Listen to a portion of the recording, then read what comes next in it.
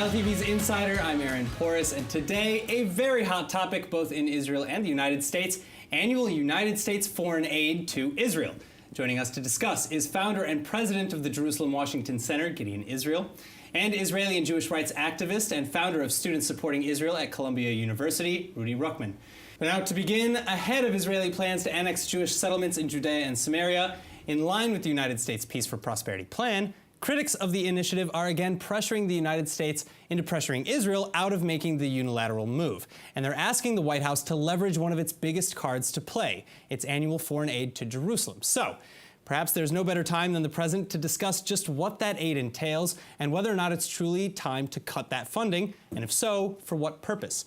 Now, Gideon, I actually want to start with you. You've done extensive research and writing on this topic. Break it down. Where does the aid begin? When did it begin? And what does it entail exactly? So the military aid sometimes can be an ambiguous concept, unclear what it includes. So I want to talk about it very broadly. First, under military aid, you have the idea of weapon sales. Israel wanted to buy weapons from the United States from 1948 and onward, but the United States did not agree to sell weapons to Israel until approximately 1962. There were some small weapon sales at the end of the Eisenhower administration. Besides for weapon sales, there were also military loans, which Israel had to pay back at high interest rates, and those began in the 60s and continued in the 70s. And then military grants, which today is considered foreign military financing, where Israel gets money and they have to spend most of it in the United States. That began primarily in the 70s, and it became kind of a set structure from 1984 and onwards. And today, Israel receives approximately $3.3 billion in foreign military financing. What does the United States get out of that deal? Other than Israel paying back the interest or spending money in the U.S. Israel has finished to pay back all the interest on their loans, and that was through an economic aid program. But the United States has an interest that Israel should be able to fight its wars with conventional weapons, meaning that many, Amos Rubin, for example, who is the economic minister to Yitzhak Shamir, mentioned that Israel, in order to fight its wars and not have to use unconventional weapons, they need a certain amount of aid because the Arabs have larger armies, more money, so Israel needs that to fight conventional warfare. In addition, for the United States, it's an investment in peace, not necessarily land for peace, but an investment that there should be peace in the Middle East, stability, so Israel can deter its enemies. All right, so Rudy, I want to bring it to you. Why cut that aid? Why cut that financial tie with the U.S.? Well, we definitely don't want to cut the aid in the sense that we don't want to have any connection with the U.S. or we don't want any support from the U.S. because Israel should have relations and support from all countries. However, the way the aid is structured, it causes Israel to be completely dependent on the U.S. I don't want Israel to be dependent on any country, whether that be the U.S., China, Russia, or any world power that can supply those weapons. Israel can sustain itself and build its own weapons here, and that amount of money that we would make from building those weapons would actually benefit us greatly, and we'd have more economic power than getting that aid from the U.S. I see. So, would you disagree with that point? Yeah, I partially. I think Israel is not dependent on the U.S. Because of the military aid. I mean, Israel does not build all its own weapons systems because it doesn't work out financially for Israel. Israel does, for example, build its tanks because they don't want to be dependent on any other country to sell them tanks. They need those tanks always. So they actually build them at a financial loss. But in terms of airplane systems, Israel will not be building its own fighter jets. So they are going to be dependent on some country for fighter jets. So the aid is not what create dependence on the United States. Israel's dependent on the United States because of for the diplomatic power that the United States has, for intelligence sharing, and for other ways that the United States can help Israel navigate through the world. For instance, the United States can open up, doors of business for Israel with other countries and plenty of other things. But it's certainly, the aid does not create dependence.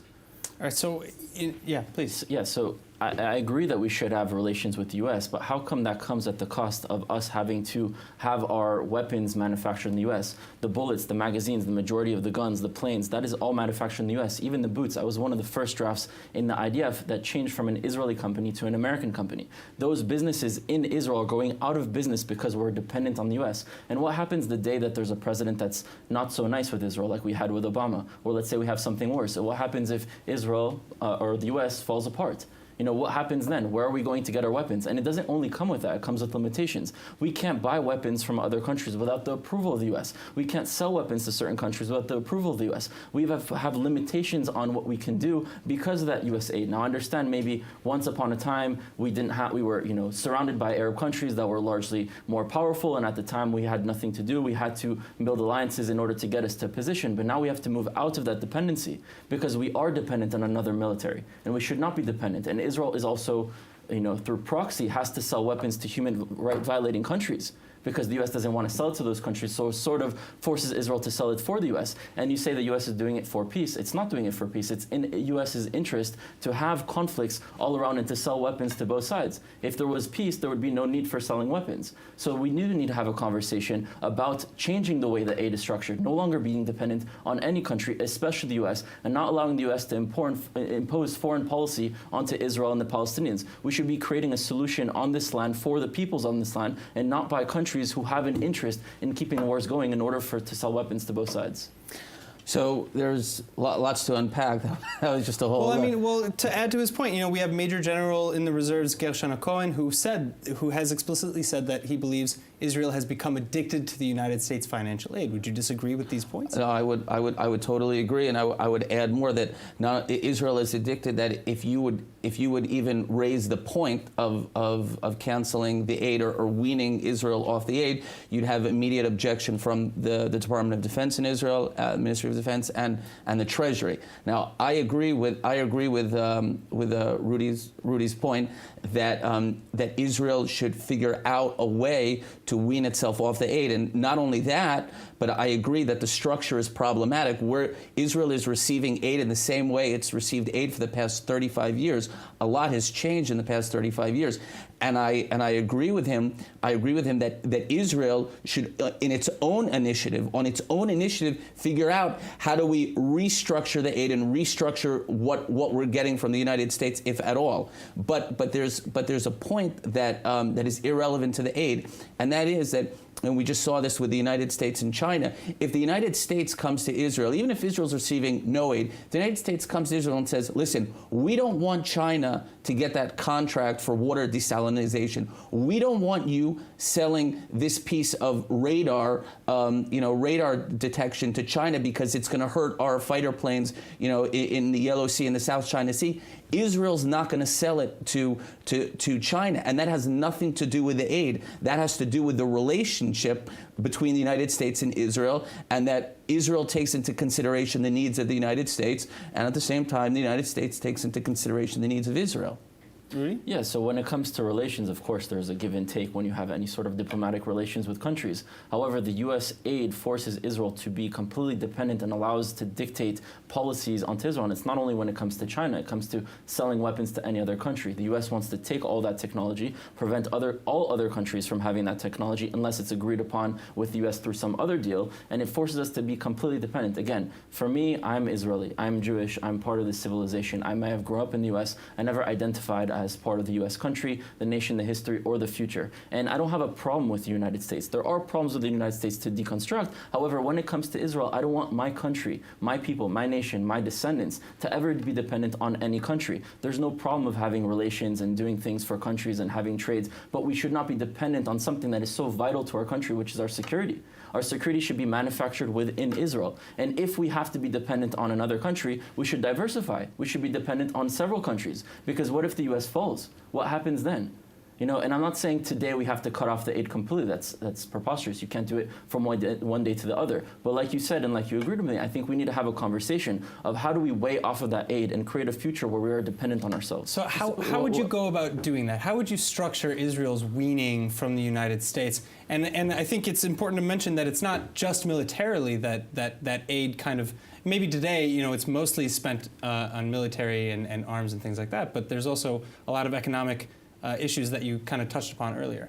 Yeah, so it's a process. First of all, any great movement or great change has to start with a conversation. And the population has to be aware of what's actually going on. And most people, when they hear that there's the U.S. foreign aid to Israel, they think it's a bunch of money being given to Israel, and that money Israel can spend it in whatever way they want, and that's not true. So first of all, we have to bring up the issue and be honest about what's actually happening and what comes with that aid. Then we can talk about how do we start shifting the dependency of buying things outside or spending that credit outside and starting to develop them here. For example, like I said, the Israeli boots that are now American boots. That company should be revived. Those boots should be made in Israel. Why do they have to be made in the United States? And then bullets, and then magazines, and then maybe in the future planes. And maybe if we can't develop planes, then maybe we can be dependent on several countries and not only on one country. Because like I said, if the US turns again against Israel one day, which is not such a crazy idea, or the US falls, which is also not such a crazy idea, then we don't want to wait for that day to then figure out what are we going to do next. So I think it's important to mention that I have to reiterate the point. The fact that Israel gets aid from the United States does not create a dependence, and the fact that we buy fighter planes from the United States. I was once talking to a former IDF chief of staff, and I talked to him about buying planes from other countries, and he said, "What am I going to buy planes from?" He mentioned a certain country in Europe. He said, "We're not going to." He said, "There's no country like that manufactures such a high quality plane like the United States." So the fact that we receive aid from the United States is not the reason we buy planes from the United States or other things that we buy from the United States. Rudy made the point of manufacturing them here in country as well. Is that not possible? Can Israel not do some of these things better? Israel began to manufacture the Lavi, and to make a long story short, when it came to the cabinet meeting of either Israel puts in 50 or 100 million to manufacture the Lavi in 1987 or 1988, the cabinet was not willing to put that money on manufacturing the Lavi, so the whole project failed. Israel, it's not. It had nothing to do with the United States saying, no, we want you to continue buying from us? Well, I mean, actually, what you had when I spoke with Moshe Aarons, he said that the problem was you had IDF generals in the Air Force who would go to the U.S. and say to the U.S., "Come pressure Israel, to stop building the Lavi." So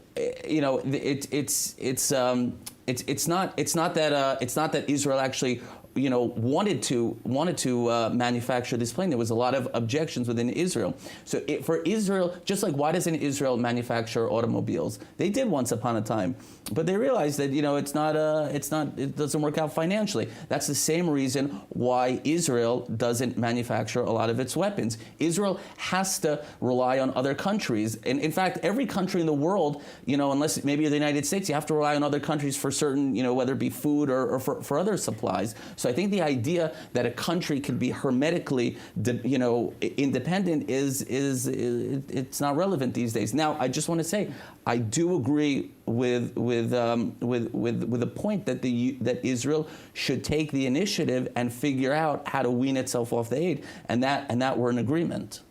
Yeah, so at least we're in agreement of that. But to your argument of, when it comes to cars, Israel isn't manufacturing cars, that doesn't mean that it can't one day, and Israel isn't dependent on one country to manufacture cars. Imagine if Israel was told we could only buy cars from one country. Then all of a sudden we would, think that's not acceptable. So how do we think it's acceptable when it comes to arms? And it's not only about planes. In the example of the Levi plane, which we started to do so, and all of a sudden it just so happened to be cut. It's every single thing. It's the bullets, it's the magazines, it's the bases. My base in Sanchanim and the paratroopers was built by the U.S. Everything that should be built by Israel, Israeli companies, Israeli production, and then it would allow us the space to sell that to who we want and not to who the U.S. tells us we can sell or not. We need to be completely dependent. It's not only about planes. Maybe the U.S. makes the best planes, and if we were on a free market, we would want to buy from the U.S. But we should have the ability to buy from someone else if we needed to, if we wanted to. And so it's not only about planes. Yes, we should be dependent completely on ourselves and eventually get there, but until we get there, we need to start diversifying our relations and not only be dependent on one country that, depending on the president, may not be so pro-Israel. All right. Well, so I want to kind of add a question here. You know, what are the pros and the cons? Because we've heard a lot of issue. Maybe we disagree on the timetable and kind of the how, but the why. You know, is it okay? Is some of the United States aid good for Israel in this case? Yeah, if there's aid that doesn't force Israel to be dependent, that doesn't force Israel not to create its own weapons and to be strong in itself and to help Israel and not come with ties, then sure. But let's be real, the United States would never do that. Every country has an incentive to give something because there's a return in something. They're not doing it out of charity. So clearly they're giving aid because at a return, and it's not only with Israel, it's many other countries, those countries become dependent on the US. And it just so happens that those countries, there's always a conflict around those countries for weapons to keep cycling. So that's the conversation. Maybe if the US didn't have anything to do with the Israeli-Palestinian conflict or entering the conversation of imposing solutions, maybe the Israelis and Palestinians can actually rise up and have a conversation of building a solution together. Because the United States does not live here, and they have to stop thinking that they do. So I think also it's important to understand what exactly happens with the aid. First of all, before the last agreement, the way aid worked is you had 74% of the $3 billion which had to be spent in the United States, and then you had another 26% which the United States allowed, which is kind of unprecedented. The United States allowed for Israel to convert into shekels to build up its own defense industries. Now, when Israel buys weapons with that money from the United States, that's 74%. You also have the companies who are coming back, and there's what's called direct offsets and indirect offsets. So you have direct offsets, that Israel could say, okay, we'll buy your plane, but you have to buy the wings from us. And indirect offsets is, we'll buy this, and you'll buy boots from us. So there's a lot. Israel also, even in the money that it spends in the United States, they're also getting returns to Israel. That's one point.